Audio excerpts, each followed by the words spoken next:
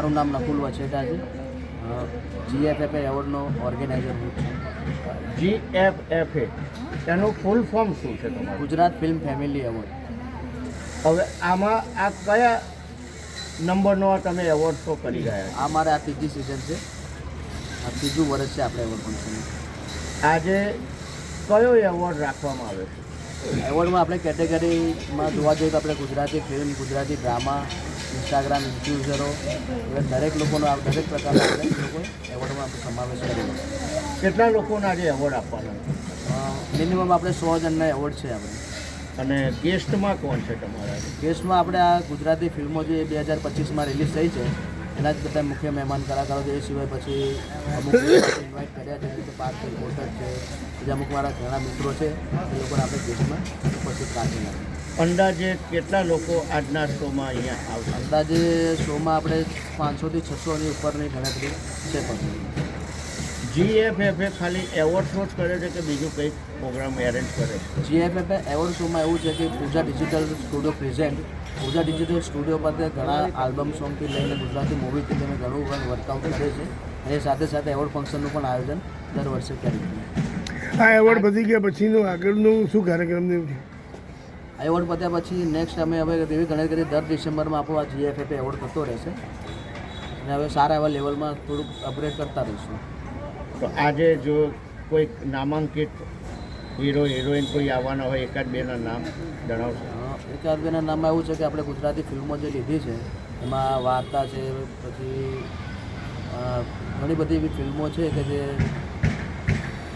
નામ ઘણા બધા છે એટલે મને એટલા બધા યાદ નથી, પણ એ બધી સ્ટારકાસ્ટો બધી સારા લેવલની જ છે.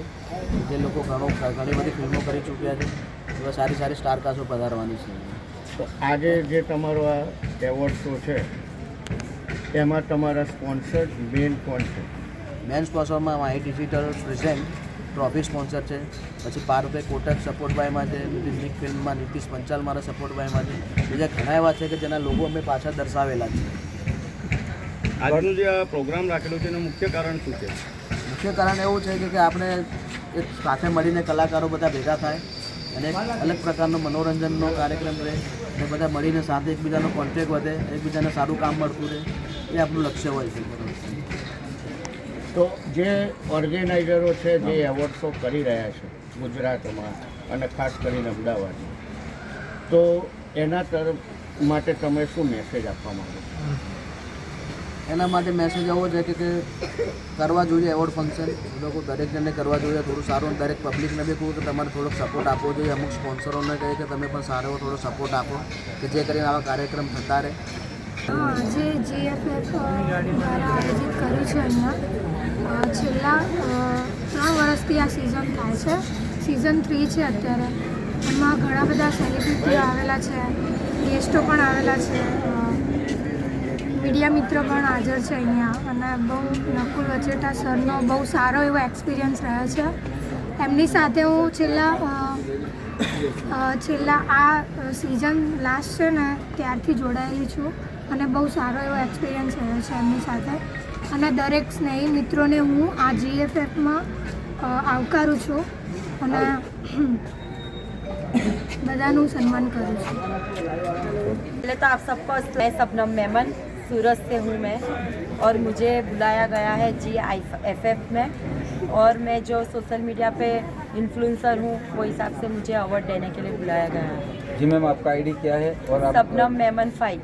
जी आपके किस पे वीडियो बनाती है? मेरा पूरा कंटेंट होता है, कॉमेडी भी होता है, फैमिली वाला भी होता है, जैसा कंटेंट आता है वैसा हम बनाते हैं. वीडियो के सफ़र में आपको किस किस का सपोर्ट मिला? बहुत, वैसे तो मेरा हस्बैंड का मेरे को बहुत सपोर्ट है. मेरा हस्बैंड को बुलाना चाहूँगी मैं. ये सब इनको जाता है, फिलहाल मेरे को आज यहाँ तक पहुँचा. ऐसा कोई दिक्कत आई कि जब तक आप जब बना रहा रहता है, वीडियो बना रहे थे कुछ कभी भी? हाँ, काफ़ी लोगों ने बहुत ये किया, पर मेरा हस्बैंड में बहुत सपोर्ट. आप अपने चाहक मित्रों को क्या, सोशल मीडिया के दर्शकों को क्या कहना चाहिए?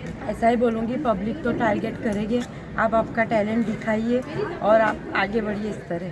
कोई किसी की भी बात में आके अपना कंटेंट, अपना टैलेंट को मत रोकिए.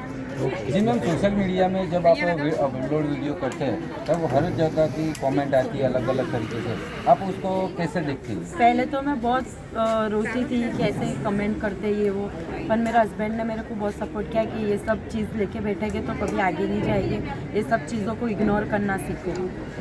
जो गलत कमेंट करने वाले हैं उनको आप क्या मैसेज देना चाहोगे? मैं तो यही बोलूँगी कि किसी का बुरा नहीं कर सकता तो किसी का ये भी जो बढ़ता है आगे उनको बढ़ने दो, ऐसा टोल मत करो।